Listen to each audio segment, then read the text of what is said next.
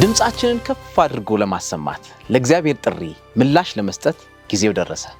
የምስራቅ ኢትዮጵያ ዩኒየን ሚሽን በዩኒየን አቀፍ ደረጃ ያዘጋጀውን ልዩ የወንጌል ስርጭት እንቅስቃሴን ምክንያት አድርጎ የማስጀመሪያውን መርሃ ግብር በቀጥታ ስርጭት ወደ እናንተ ይዞ ሊቀርብ ጊዜው ደርሷል። በጌታ የተወደዳችሁ እናንተም ባላችሁበት በዚህ መርሃ ግብር ላይ በፍቅር ተጋብዛችኋል።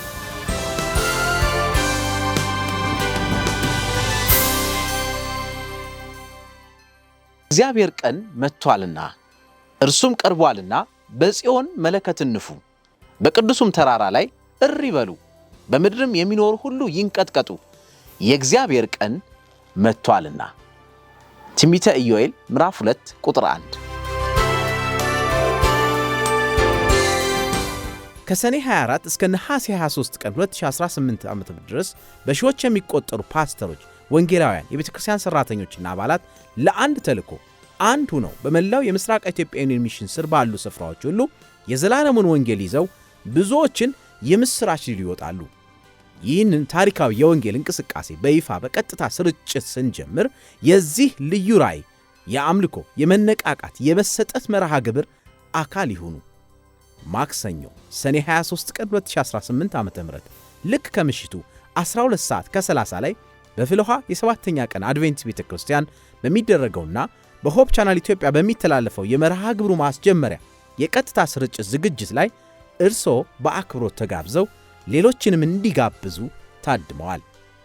በዕለቱና በስፍራው ከሚገኙ የዩኒየን መሪዎች፣ የሰበካ ፕሬዝዳንቶችና ኃላፊዎች፣ የደጋፊ ሚኒስትሪ መሪዎችና ልዩ ልዩ ጥሪ የተደረገላቸው እንግዶች እንዲሁም በዕለቱ ከሚታደሙ የቤተ ክርስቲያን ምዕመናን ጋር በምስራቅ ኢትዮጵያ ዩኒየን ሚሽን ስር የሥራ መሪ የሆኑት ፓስተር ታደሰ አዱኛ በተገኙበት የሁለቱ ወር የወንጌል ስርጭት መርሃ ግብር በደማቅ ሥርዓት ይፋ ይሆናል።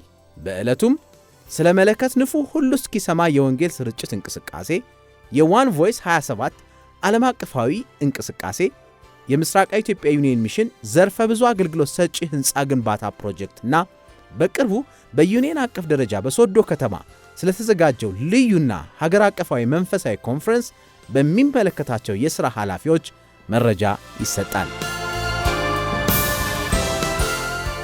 አብረን የክርስቶስ ኢየሱስን ዳግም ምጽአት እናውጅ። አንድ ላይ ሆነን ነፍሳትን ሁሉ ደግሞ ለዚህ እናዘጋጅ። መለከት ንፉ ሁሉ እስኪሰማ በቀጥታ ስርጭት በሆፕ ቻናል ኢትዮጵያ ማክሰኞ ሰኔ 23 ቀን 2018 ዓ.ም ልክ 12 ሰዓት ተኩል ላይ ይጠብቁን። ጌታ ይባርካችሁ።